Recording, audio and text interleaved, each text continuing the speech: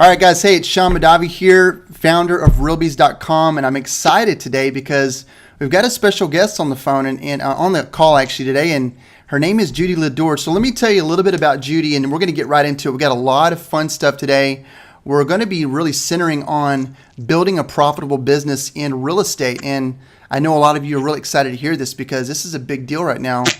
Just listening to a lot of masterminds that I'm on and talking to a lot of high-end marketers. Profitability is a big thing right now in real estate with so many shiny objects and toys and marketing this and marketing that.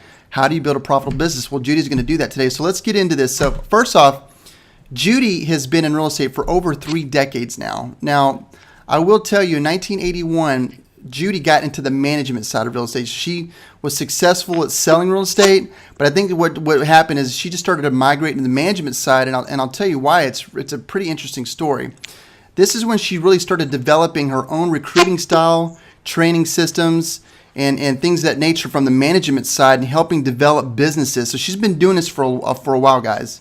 In 1984, she was a director of recruiting for a really large firm in Chicago and became nationally recognized as an authority in recruiting. Since 1990, Judy's been speaking nationally and consulting brokers and recruiters throughout the world, helping them dramatically increase their marketing position as well as their team agents. Judy's been on television, radio. She's been on various publications as an expert in recruiting for real estate agents. And she has a company called Judy LaDeur International. It is one of the only independent training companies that's been given a CRB accreditation for all of its recruiting courses. Her professional recruiting course is the #1 program in the country for results in the field of recruiting new and experienced agents. Right now, she's the president of Covenant Coaching, where she coaches brokers, managers, recruiters, basically all the leaders in real estate on everything from recruiting, building their businesses, and she's been blowing it out of the water. Judy, well, I guess the biggest question I'd like to start off with, since you've been in real estate for this time, how do you maintain your passion for real estate after 30 plus years? Yeah, that's the easy part. I actually still love every aspect of the business. I realized at a very young age when I got into real estate that it was the perfect job for me. It allowed me the freedom and flexibility to work when I want, not work when I didn't want to, the ability to earn a lot more money than I could doing anything else, simply by using my gifts and talents. And every aspect of the business that I've migrated through, I love it. I love the people. I think what I love most about the business, no matter whether you're an agent, a recruiter, a manager, is that no 2 days are ever alike. In fact, usually no 2 hours are ever alike. And so you're always on top of your game. You have to constantly be changing with the market and making modifications to your business to continue to be successful. So it's never boring, and it's perfect for me. Yeah, I mean, it's, and it's funny because I posted earlier this morning on that we were doing the interview with you, and it just like agents that I've never even heard of or never connected with have just coming out of the woodwork and talking about how awesome and how passionate and of a person you are, and you're referred to me by Julie Escobar, and just I love aligning myself with passionate people. So let's get into that. So today, I think the biggest thing that when we talked about this before this interview that you're going to talk about today is, like we said before, is profitability, how to build a profitable business in real estate. And I know you do a lot of stuff with recruiting, and we'll touch on that a little bit, but I think it's just a hot topic right now. How to be profitable?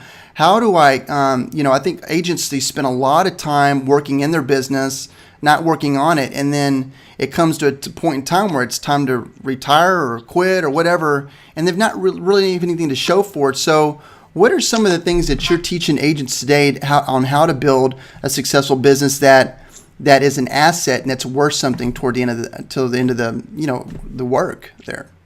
Great. Well, thank you, Sean. And of course, thank you for having me on the show today.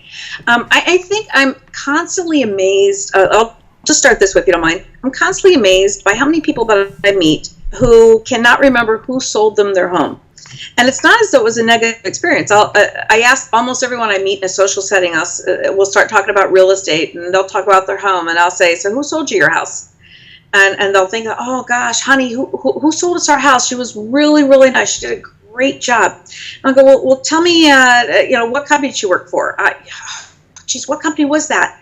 And I'll say, describe the sign. Well, even though in their memory banks, they had a great experience, statistically speaking, and NAR did a study that showed that 87 out of 100 people cannot remember who they did business with. However, the majority of them would do business with that agent again if they could remember who they were or how to find them. Now, I think as agents, we think, oh my gosh, I mean, how hard is it to remember? My office was right down the road. How can they not remember who I was or where I even worked? But the reality is they can't. And even when I'm talking to a consumer, probably 1 in 10 remembers their agent. And the reason 1 in 10 remembers their agent is the agent took the time to build their business correctly and maintain their business correctly. And that is such an important component. And what I mean by that is, how often are you in contact with the people that you've done business with, people that you know, friends, family, relatives, whatever, and what sort of contact are you giving them?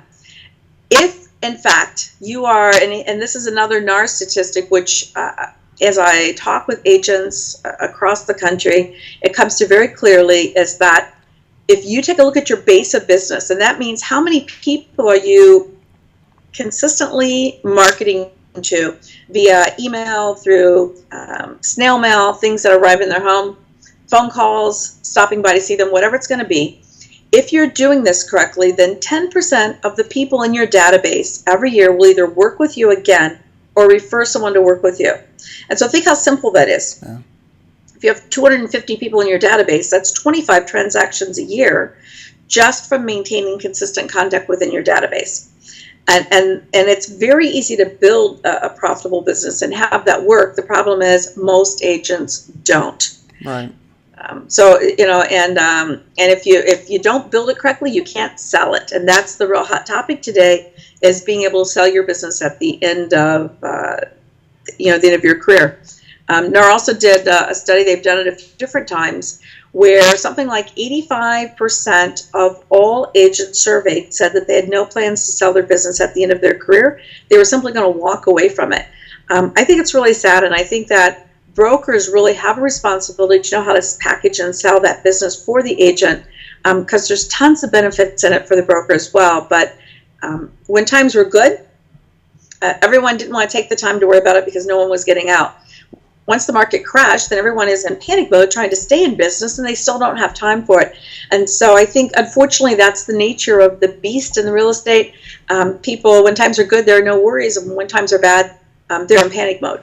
Yeah, I recently sat on a mastermind with with some top agents, and these guys are $1 million producers, and we talked about profitability, and it's kind of funny because you look at like all the marketing systems that agents have today, whether it's Boomtown, Tiger Leads, Red, they're like, and some of these systems are like $4, $5, $6, $10,000 a month that they're spending on getting, and probably the new agents probably going, oh, good grief, I'm gonna have to spend that much to be. No, you don't have to spend that much, but some of these top, the income earners that are doing $1 million plus GCI a year, they're spending so much money to get new business. You're right. Yet when you ask them, because I'm going to go back to referrals, because I think you're right, building a profitable business that is worth money at the end, you have to look at what percentage of your business comes from repeat business, because I don't want to buy a business that I'm going to have to jump into this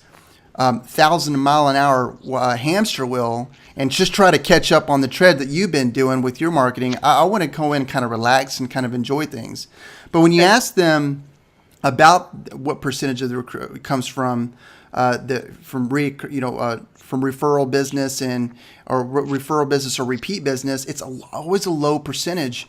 Why do agents today have such a fear, or why? What is the mental block about going after referrals? I just don't get it. I don't either. I built my business totally on referral business. So within 1 year, my business was already coming back. That was years ago.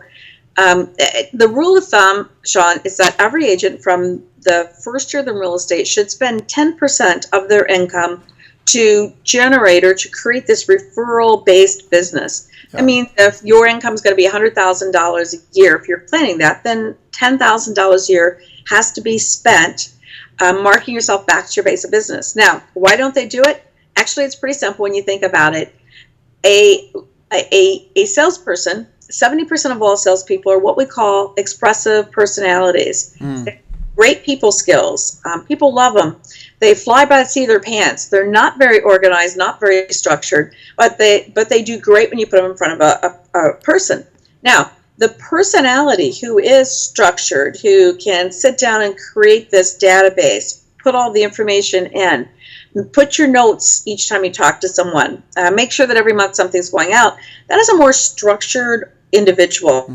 And they don't typically do as well in real estate, but they would do great following up. And so what we have is, as a salesperson, my first year in the business, I had a tremendous man who was my broker and mentor, and he said, Judy, the best piece of advice I can give you is this: do what you do really, really well, and pay others to do everything else. That's good advice. Now, let me tell you, I pay people to do everything in my life outside of what I do to generate income. And it works. So you have sales agents who say, well, I've got to try to get this out because I don't want to have to pay someone to put my mailings together for me. It might only cost $50 for someone to get that mailing out for you, but you're spending, let's say, 2 or 3 days trying to get it done, which is time where you should be in front of a buyer or seller making $5,000 to $10,000. So if agents really would just, would grasp onto the fact of do what you do best, you earn the money, delegate things out to others to do what they do best, they would be far more profitable with just that one step alone. Yeah, that's huge.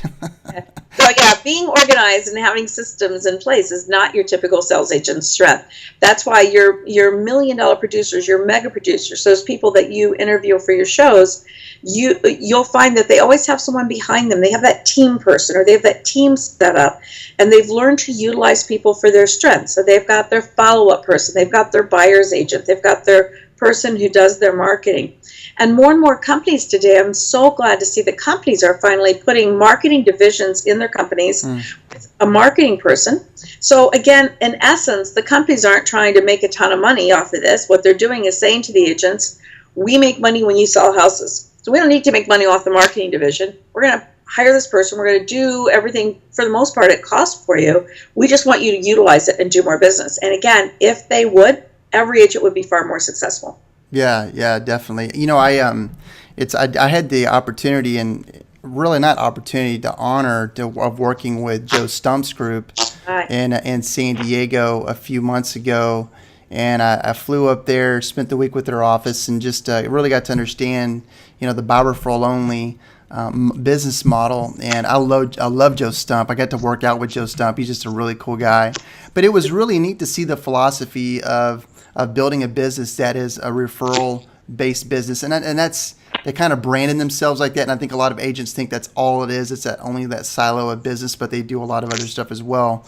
But it was interesting because I got to speak to some agents at another conference that were buy referral only agents, and and I'm not picking on buy referral only, but to hear them talk, they were like, and ask them, it was kind of a test, like, how much of your business is referral based? And they're like 80%. I'm like, whoa, can you imagine being in business? And it's like not having to work that hard at all, and people just call you. Building that system in place is key. So let's talk about systems, because I think in order to have a business that's worth an amount, I look at, because I've owned a couple businesses in the past. Some have been successful, some haven't. And when you look at, like, when you go to the bank, or if you're getting a loan, you say, I want a $1 million loan to grow my business. So they look at, well, what are your assets? Right. Systems are a part of that, correct? Systems in real estate are a part of that. So if I'm a let's say I'm a $10 million broker, and I'm looking at buying a small real estate office or acquiring a small real estate office, you better bet you have some systems in place, correct? Absolutely. Because that broker is going to actually analyze the quality of the agents within that brokerage to determine how much business do they generate, how long they've been in the business, because the agents are the assets in the business. Yeah. And so you're exactly true. I will say this very quickly though, Sean, because you'll have agents listening, and I would bet that 99 out of 100 agents who would watch this would say to you, well, Sean, I don't have systems in place, but all my business is referrals, and all my clients, all my business is referrals. And most agents will tell you that. Now, here's the thing, though. The difference between an agent whose business is all referrals, because you can have an agent who's only selling 6 homes a year or 4 homes a year, and their entire business can be referral based. And all they're doing is maintaining contact with a few people. Mm-hmm. What Systems does is it gives you a referral-based business that is a 6 to 7 digit income producing base of business. So you don't want, and that's the problem with agents again. If they don't have a system in place to not only market to the base of business, but to be expanding their base of business by 10, 20, 30, 40% every year, then they just work with this small group of people, and the average agent is only selling 6 to 7 homes a year in most companies. Mm-hmm. That's not what I consider to be a profitable, referral-based business. That's just an agent who's got a small group of people that they call and talk to from the times he gets a business from. So a system is exactly that. It's a system. It's whether you have to start with a contact database program, and it can be anything. I mean, it could be Top Producer, or Act, or Outlook, or whatever you're comfortable with. Put all the people that you know in there, and then you begin marketing to those people to ask them who they know, who, even if it's not currently, who are your friends and family that you would like to have a great experience for them when they buy or sell a home, because I'd like to start marketing myself to them now, so they know who I am and what I can do. And that base should constantly be growing, and so that's the first element. Now, the second element is every single month the base has to hear from you in some format. And when they hear from you, the message that they should always be hearing is results. Yeah. What are the results when you do business with Judy LaDeur? What is Judy's average time on the market? How much of Judy's business is repeat? What sets Judy apart from other people? And if all of my marketing is really specific to just what sets me apart and what my results are, which is why they should use me, that very simple element right there, done consistently to a large group of people, will generate, again, 10% of the base in business to you a year. Most agents have no idea how easy it is to double, triple, quadruple the amount of business that they're doing currently. Yeah. Do you think some agents have a sense of fear in calling their circle of influence and almost like they're embarrassed, like they're bothering them? Like, I kind of get the idea sometimes that agents feel like they're multi-level marketers or something, like they're afraid to like approach, because to me, I mean, it's funny because an agent, I forget who it was, they said on Facebook, they said, if you were advising, a friend or a family member and getting to real estate and he had nothing, what's top 3 things would you advise them to do and to be successful in real estate? And like one of the first things that came to my mind was literally get a pen and a piece of paper out and write down every single person that you know. Just write them down on a piece of paper, and if you've got their email address, great. If you got their phone number, great. If you don't have their information, find it and start calling them one at a time, and just a simple welcome. Hey, it's Sean Madavi with ABC Real Estate. I'm your brother or whatever. Hey, it's me, your mom, it's your son. I'm selling real estate now, and I'd love to work with you or anybody that you know. Or it just seems so simple. Why do agents? Why is it fear? It is fear. There's a lot of things. First off, again, the majority of agents do not like to prospect, and prospecting is picking up that phone and calling someone that you know or even don't know to ask for business. They hate that. Yeah. In the perfect world, people would just call them all day long and say, geez, Judy, can you help me sell a house or buy a house? Yeah. It doesn't happen that way until, again, you build that business properly. But I think they're afraid that they're bothering people, or that maybe they're putting pressure on people to do business with them if they don't want to. And the reality is, buying or selling a home is one of the 3 most stressful things that a person does in their entire life. Mm-hmm. And when you look at it from that standpoint, most people are afraid of having a really bad experience, or not selling their home for enough money, or purchasing a home that they later regret.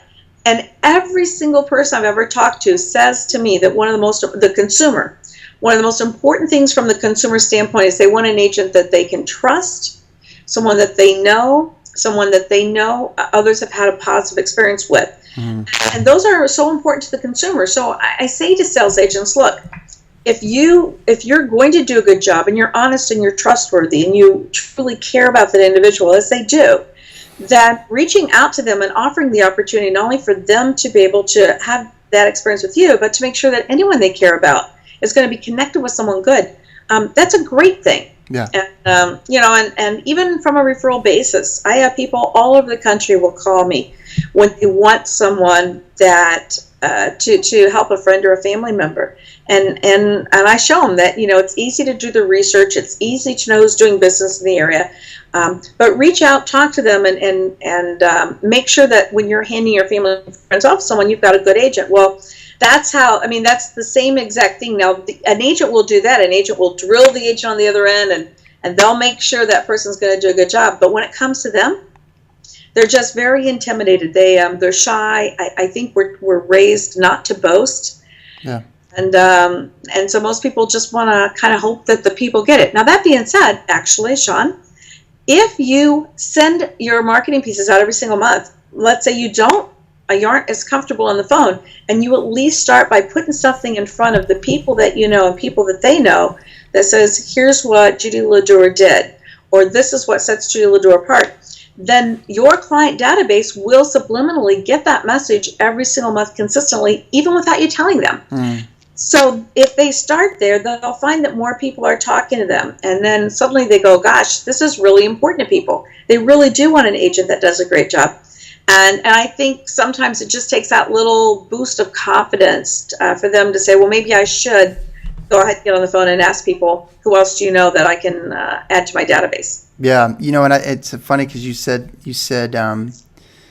something that really just made me think, I think a lot of agents today feel like because of all of the stuff that's happened in real estate over the past 10 years has given them this kind of aura of like bad luck almost. And so, we have a duty in the real estate industry to be, those beacons of light and let them know that the industry is not what you perceive it to be, and they may not even perceive it to be like that, but we have a duty to. I mean, if you're an agent and you're watching this video right now, like literally, like be proud of who you are. Be proud to be a real estate agent. Be proud to be a real estate professional, because you are helping people get through the single biggest transaction of their life. And if it's a friend or a family member, that whole what's that saying? Never do business with family. Oh, that's a bunch of hogwash. I grew up working with my dad, and it was the best time of my life being able to learn from him. Go call your brother, your sister, your cousin, your aunt, or someone, and sell them some real estate. Build that referral, that circle of influence referral business. I think it's amazing. So let's move to the next phase, because building a profitable business that's worth something. Obviously, you said something about the agents. Let's go back to that banker that's looking at the numbers. And then we got the referral, the systems in place. What are some of the other things that, when you are coaching a broker or an agent that's got a team, top producers like you coach and train every day, what are some of the things that you're like telling them specifically, like, hey, you got to do this, this, and this? Let's really get down to some nitty gritty. Well, interestingly enough, the world of being a broker kind of parallels the world of being an agent. If we're working with agents or team leaders, basically we teach them that there's a group of people out there you want to do business with. And again, there has to be messages that are consistent in a lot of different formats, electronic, picking up the phone, seeing people face to face on a regular basis to say, here's who I am, here's what I'll do, in order to have, so that you can have a good experience when you buy or sell a home. When we move up to the brokerage level, the goal of the broker is to market their company, their support to all the best agents in the marketplace, so that when those agents are going to make a move, they move to that brokerage. So we do the same thing. The first thing I do is I set up their systems, put together anywhere between 250 to, in some cases, 1,000 names of agents. We don't look at every agent. Most brokerages, we have them do some research. We have the ability to determine, if let's say you want every agent who you're going to hire to be closing at least $2 million in business per year. Mm-hmm. And we can pull the agents doing from $2 million all the way up, and then you can say, and I want it to be in my marketplace. You might have 450 agents left. At that point, your job is to, every single month, put something in front of them that says, this is what sets me apart as a brokerage in the marketplace. Here's what I'll do to support your ability to be successful. Here's what I'm going to do to, again, do things such as I have a marketing department. So you as an agent have to do marketing to your base of business, but that takes away from your face time with buyers and sellers. So let us do your marketing for you. Let us close out that transaction for you with our transaction coordinator. Let our in-house attorney give you that free legal advice when you need, versus you trying to figure out where to go with it. So when I look at a brokerage, I look at how many different ways does that brokerage support an agent's ability to do what they do best, which is list and sell real estate, and again, take everything else off their plate. Yeah. Yeah, and the most successful brokerages do that, whether it's in-house coaching, training, mentoring, marketing, a million things. Yeah. So and it's funny you said, because I was thinking about recruiting, because we're segueing into recruiting by accident, or maybe it's on purpose. It's so we're talking about recruiting here, and I don't have to tell you, like when I had a credit repair business for 6 years, and that's where I kind of got my foot into real estate and started learning marketing and started developing relationships with a lot of coaches and stuff in the real estate niche, but. It was interesting because recruiting was like something that it was easy when I just focused on it, but it's one of those things that's so easy just to get off of it and it be out of sight, out of mind, because we'll get, like, if you're a team leader, owner, broker, it really doesn't matter. You're in a leadership position and your job is to keep the seats filled, right? Because what happens is this is a high attrition business. Right. I mean, there's other brokerages and other team leaders that are promising the world, and they've spent money on lead generation systems. They've got coordinators over here. They've got guys that take out the signs. They've got people that set up the open houses for you. We're really kind of in a world down in real estate where an agent, literally all they have to do is come sit down in a seat and smile and dial and make money, because a lot of these, and I know these guys, these top tier agents, they've developed these systems for agents to come and do that. Now, they're taking 50% of their fees and stuff like that, and understand there's a kind of give and take. But getting back to recruiting, it's important to keep that going, because you always have to be recruiting. It was really hard for me in my credit repair business to always be recruiting, because I'd get 20 agents, we would call them consultants. I'd get 20 consultants in the seats. And before you know it, I'd bat a couple, eyes, and a few weeks would go by, and I'd either fired a couple because they weren't making calls, or they fired themselves. And then here I am. I've got 15 there, and I've got to put 5 more people in the seats. And it gets to a point where if there's not enough people in the seats, then agents don't want to come work for you.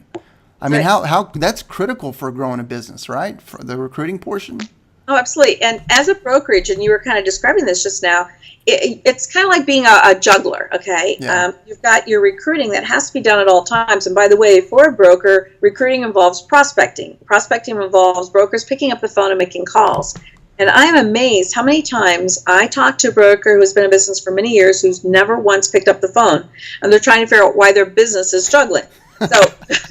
Well, that'd be like an agent that doesn't make calls trying to figure out why they're not making any money. Hello, pick up the phone. Right. So as a broker, it's the same thing. You have to prospect. You have to bring the agents in. Once they come in, though, you have to be able to keep them. So retention and recruiting go hand in hand. What does it take to keep them? It takes support, training, systems, marketing. So as a brokerage, you first put some systems in place to attract the agents, bring the agents in, and then make sure that those agents are entrenched in your systems, and you're working with them to make sure they're productive, because a productive agent is a happy agent. And so when they are making money and things are going well, you're not going to lose them to the competition. But if you just bring agents in, flop them in the office, and just keep going after others, you've got agents sitting there that are not successful, or they're not making money. They're going to go out the back door and go somewhere else. So it's a kind of a three-part process that you have to keep going at all times, and you have to keep it going at all times. Same thing for an agent. Yeah. So. You know, I want to touch on a word because you made me think of something when you said retention. How important is culture in businesses today, with especially in real estate when it's just so dog eat dog? I mean, culture is a big deal, isn't it? The culture is a big deal.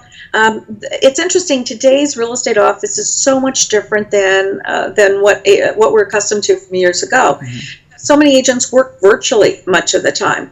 And the agents that are coming in are working out of their cars. They're working out of their home offices. The average real estate office has really gotten smaller and smaller from the standpoint of actual space for an agent to sit in. And they've gone to more of a large open area for agents to come in and out of. Mm-hmm. But that being said, when an agent goes into an office or they bring their clients into that office, it has to feel good to them. Mm-hmm. And again, statistically speaking, 70 to 80% of all sales agents are what we call emotional decision makers. And they produce according to how they feel. So if they come into the office and it feels good to be there, they're going to want to come in and they're going to want to bring their clients there. Mm-hmm. I talk to agents all the time who say, I don't even bring my clients to the office because I don't want them to be in that culture, that environment. Which is very sad. It looks like a pigsty, or the receptionist is always talking on personal calls. I mean, as a broker, you have to look at that because most agents actually love coming to the office and they get recharged by being with other positive agents. Yeah, and I've worked from home for a long time, and it's kind of hard building culture when you're just kind of like a one or two man shop. But it's interesting because you're right. I've talked to agents before that are kind of, it gets back to that embarrassed thing. They're just kind of embarrassed about who they. I mean, so that poses a question: when should an agent really look at their environment and say maybe this is time for a change? Because I know there's a lot of agents that are watching this video right now, and they may have been attracted to this. I want to build a business. They have an entrepreneurial spirit. And they want to build a business. They want to build a team. At what point is it that time for them to make that leap and start moving forward in that direction? That's fairly easy. I think intuitively they usually do know, but there's a fear of changing, and so the fear of the unknown in many cases keeps them put in a place where they really are not. They don't have a healthy real estate career. So, for example, for an emotional decision maker, which is primarily our industry, if I no longer like the company, or I don't like the people, or I don't like my receptionist, or my broker is, I'm not feeling those warm and fuzzy thoughts, then I will pull back and stay home. If I stay home, I'm going to wash dishes, do laundry, do things that are not productive, as far as a business goes. Ultimately, my business will start to drop. Or even if it doesn't drop all that much, it certainly won't grow. So if I've been in the business for 4, 5, 6 years, and I'm not doing more than 10 transactions a year, then quite honestly, in most marketplaces, I should be moving as an agent. Mm-hmm. They don't, again, because suddenly they think, well, I love my broker and I have a lot of friends. And that's part of the problem too, is that most real estate agents are not motivated or driven by money. So therefore, they aren't making really enough money to have the life that they want. But because they like the people, sometimes they won't move. So logically speaking, I believe that as an agent, you have to decide how much money do I want to earn to support the life that I want. Whether it's, sending my children to certain schools, or where I want to live, or the kind of car I want to drive, or the vacations I want to take. Establish your base income, and maybe that's $100,000. If you want to earn $100,000 and you're currently earning $25,000, and you've been earning $25,000 for the last 3 years, and your broker has not taken the time to sit down and give your business the attention it needs, then you either need to approach the broker and say, look, I need to earn $100,000. Do you have the ability to put me on a career track, which involves coaching, training, mentoring, and support tools to get me there? Because if not, then look for a company that will, and be very specific about what your income goals are and what you want to achieve. And it's really that simple. Again, most agents are just afraid to make the move, thinking, every company's the same, and that is absolutely not true. Yeah. I am blessed, as you said, to work with many of the very top brokerages, not only around the United States and Canada, but even throughout the world. And the best brokerages, when we see agents that we recruit into those brokerages, will double or triple their income within a year. And these are agents who have been in the business for a long time. The difference is they suddenly have a company who's paying attention to their business. In fact, I'm working with a client right now, and that's going to be our new marketing campaign. It's called "Look What Happens When Someone Pays Attention to Your Business," which the results are incredible. Yeah. Yeah, when you said look what happens, that when we talk about like I have a buddy who's in the process of creating a product for real estate agents, and it's a goal setting and like planning and positioning product. It teaches agents how to be strategic about their business, and you talk sometimes to agents, you'll say, hey, what's your plan? And there's no plan. There's no strategy. It's all tactical. It's all, let me get out there, let me make something happen today, or I got to make a commission today, or I got to make a commission this month. Strategy is just a huge part of any business, really. I mean, I don't care if you're opening up an ice cream stand or if it's a real estate brokerage. You need some strategy. You need a marketing plan. I love what you said about the messaging. To me, that's what we call a unique selling proposition. I teach branding to agents, and one of the things we talk about branding is having a set of core values, having the vision statement, just having some clarity, general clarity to your business, where you want to move forward from here. What do you do each day when you wake up in the morning? What do you start working on first? Strategy is huge. So let's talk about recruiting. Since we segued into it, how do you hire a superstar? So I'm an agent right now, and I'm a team, and I want to build a team. Let's say I'm doing pretty good. I'm doing 40, 50 listings or 50 transactions a year. Let's say 40 or 50 transactions a year. That's a pretty good agent, single by themselves. Yeah, that's a really good agent. That's a hard-working agent right there. But they want to leverage themselves. That's one of my favorite words in business is leverage. The word leverage is my favorite word because that means less time, more money. And so I want to leverage myself as an agent. How do I attract a superstar agent?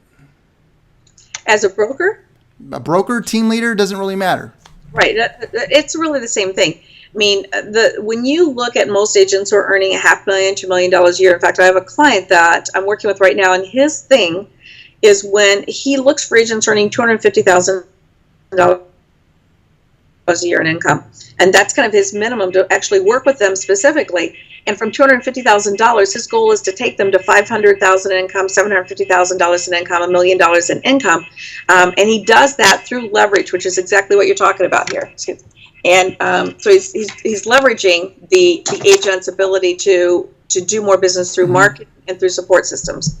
So if we take a look at what kind of support does an agent need, in many cases, an agent or a team leader needs to hire 3, 4, 5, 6 people that do what they do really well. So you might have buyer's agents who are working with buyers. And again, you're collecting half of their commission, but you're also providing them with the leads. A person who can do your marketing all the time for you, and you're paying them just a small salary, but the marketing that they're doing is creating this ongoing flow of business for you. You might have a social media manager, and I love that. More and more companies have social media people. Judy will do your social media for you every single month. So as an agent, you don't have to do it yourself. You have to have someone that will do it. So as you're building your team, you look for who can continue to expand my business, again, while I focus on generating the business and, again, doing what you do best. Yeah, so, and a broker, it's the same thing. If a broker wants a top producing agent, a broker has to put the systems in place that allow that agent to be able to do more business if they come on board, which requires hundreds of thousands of dollars of investment on the broker's part, but they do it in advance so they can attract the best agents. And unfortunately, a lot of brokers tell me, well, when I get a lot of really good agents, I'll put the systems in place. So it's which came first, the chicken or the egg. Without the systems, you attract the agents. So sometimes it's a leap of faith, whether you're an agent or a broker. If you truly want to go to the next level, you got to put the systems in place first, and the business will follow. Or the old, build it and they will come theory. Yeah, absolutely. That's interesting. I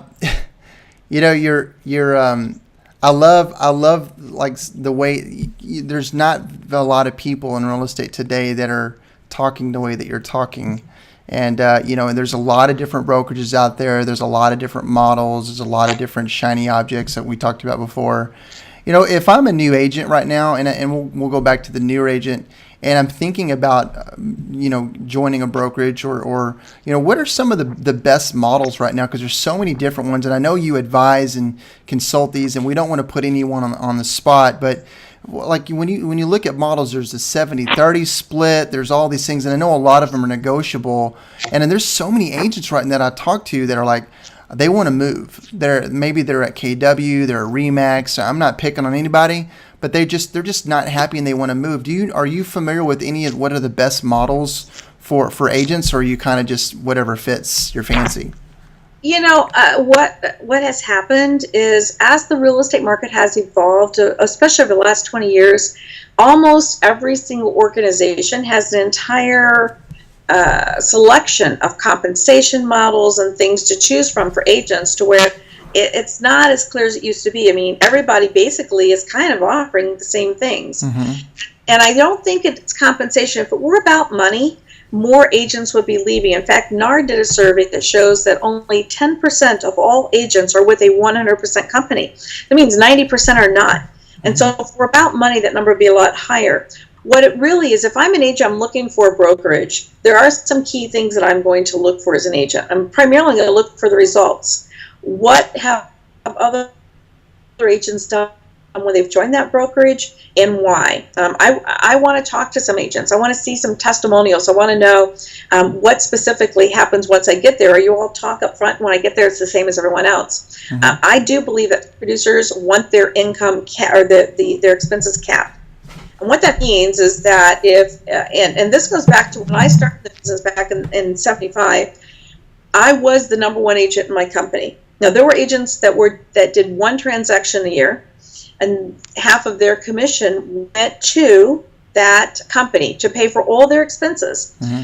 If I'm $100,000 a year, and let's say they took the same 50%, they take $50,000 from me, take $5,000 from the person next to me, then what happens is I'm paying a lot more for my services, for the same exact services, than an agent who probably even shouldn't be in the office. Yeah. And so one of the things I think is a really good agent is you have the right to say to a brokerage, look, here is how much I'm willing to pay you for those services that you're providing to me. And that can be, I have a company, a great company on the East Coast, who provides buyer's assistants or buyer's agents for his agents. They don't even have to hire and train them themselves. He has paid admin people you can hire by the hour when you want. When you look at a company's services and you say, okay, you know what? That is a lot more service than anyone else provides. So therefore, to me, the value to that company is a little bit greater than this company over here. And so you have to analyze that. You have to decide if you want to earn $250,000 a year, how many people in the existing company are earning $250,000 a year? Because if no one's earning that right now, I can pretty much guarantee you're not going to be earning it either.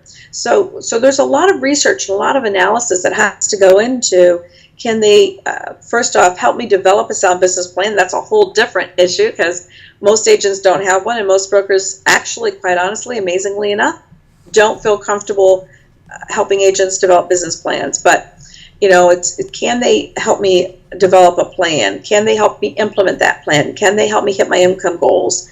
Can they give me the support to do the things that I don't want to do? And if a company can provide all those things to an agent, that is a very valuable service, and that agent should be willing to pay that company whatever it's going to cost to have the kind of support services to help them achieve their income goals. And if the company's not doing anything for them, then I really don't think you ought to be paying the company nearly as much. Yeah, I agree. And it's interesting that you said that brokers are. And I went to the gathering of the Eagles. I think that's what it is. A few years ago, and it just, I'm not knocking those guys and I'm not knocking the brokers, but it just seemed like the agent wasn't in the interest. It was in the broker's interest, and that's a whole other discussion. I know. But no, I like that. I think the broker does have a responsibility. I mean, you have a roof over a bunch of entrepreneurs' heads, and you can either box them in to being this single person that's kind of just doing whatever they can do to make money, or really try to bring up and raise up business people with business minds that want business goals and want business results. Right. And I think when that happens, is you are building an equitable business long term. Right. Well, we're coming to the end. I wanted to wrap up with this because I want to kind of summarize all of this again, and I'll summarize it with a question. So if I'm an agent, Right. a new agent, and I asked this question earlier, I asked it to myself. Actually, I was talking about somebody, but yeah, I'm a new agent, and you drop me off like literally in the middle of nowhere, new marketplace and everything, and I've got somewhat some money to reinvest back into my business. What are just the top 3 or 4 things, maybe 5 things that you would do to over the next year? There's 2 most important numbers in business to me are the 5 years and what you're doing over the next 30 days to get to that 5-year goal. So Right.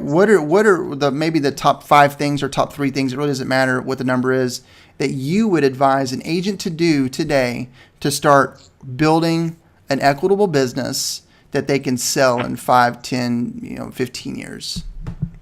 First thing is put your business, set it up in a system. So you have to have a software data package that's going to allow you to have the information about those clients, records of calls, correspondence, marketing, whatever it's going. So set it up that way. Be willing to invest in yourself. Think of yourself as the business. And most agents don't, but my business requires that I invest 10% of my earnings each year back into my business. That 10% can go back in the way of education, training, seminars, advertising, marketing, billboards, whatever it's going to be. I have to be willing to invest 10% each year. And marketing is the key. I have to engage myself into a very specific marketing campaign that allows people to know who I am, what sets me apart from other people in the marketplace, why they want to work with me, and why they want people to work with me. And if you just did those 3 things, you'd have a very successful business.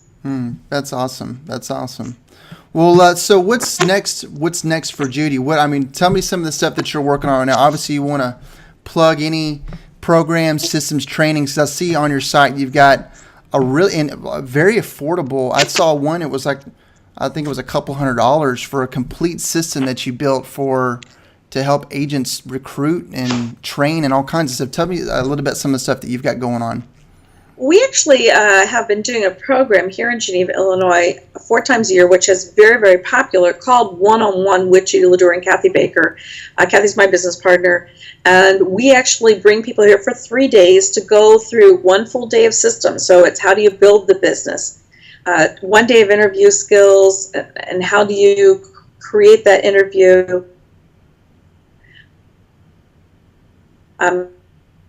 structure it, and customize it to your company. And then the 3rd day is about your closing skills. And the product that you saw on our website is a condensed version of that. So we basically spent 6 hours, 7 hours in a studio and hit highlight every single aspect of building that business, presenting yourself to the agents that you want, and being able to hire the people that you want.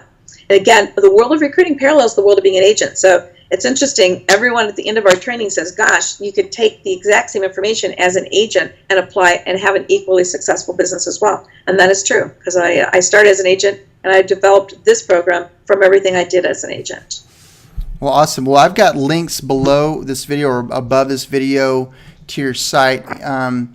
Everybody, I highly suggest that if you're in the process of trying to build a business or try to build profitable business, if you're just beating your head up against the wall in your real estate business, in your reverse leverage, you're the only person that's doing whatever it is, and you need help in recruiting, any type of systems, reach out to Judy. This is the reason why I do these interviews is to bring experts in that are bringing a tremendous amount of value. The only people that really have on these calls are people that are champions for real estate professionals, or champions for this industry. Obviously, you see she's been in it over 30 years. She's super passionate about helping real estate agents, helping brokers build their businesses. So reach out to Judy, definitely. Judy, I really appreciate you spending time with me today. Thank you. It's a pleasure. Yeah, this has been a lot of fun. So again, my name is Sean Madavi. Today we've been interviewing Judy LaDeur with Judy LaDeur International. Links below. Check her out. Is there any last few words you want to leave the agents with today? No, just yes, I suppose, and that would be that. Uh, the thing I love most about real estate is that you have the ability to earn as much money as you want or to have the life of your dreams. And if it's not happening right now, then you definitely need to take a look at whether or not you're with the right brokerage. But before you leave, go to your broker and explain what your goals are and where you want your help. And if they can do it, that's great. If they can't, then it's probably time to look for a new place to call home. That's plain and simple. I love that. That's great advice. All right, guys. Well, thank you so much. This is Sean Madavi with Realbies.com. Judy LaDeur, thank you so much. I appreciate you. This has been awesome. Thanks, Sean.